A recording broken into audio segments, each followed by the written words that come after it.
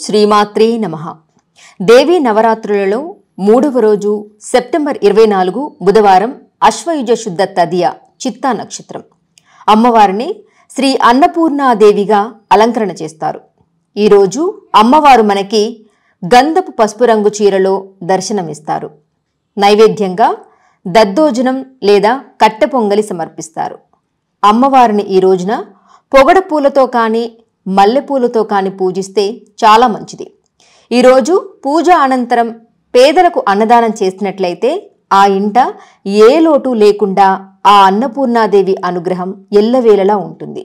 ఈరోజు నిషిద్ధం, తరిగిన వస్తువులు తీసుకోకూడదు.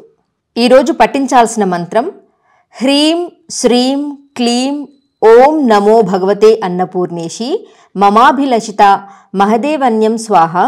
అన్నపూర్ణ అష్టోత్తరం స్తోత్రములు, శ్రీ అన్నపూర్ణ అష్టకము చదివిన లేదా శక్తి కొలది పూజించిన పూజా ఫలితంగా ధనధాన్యాలకు ఏ లోటు లేకుండా ఉంటుంది.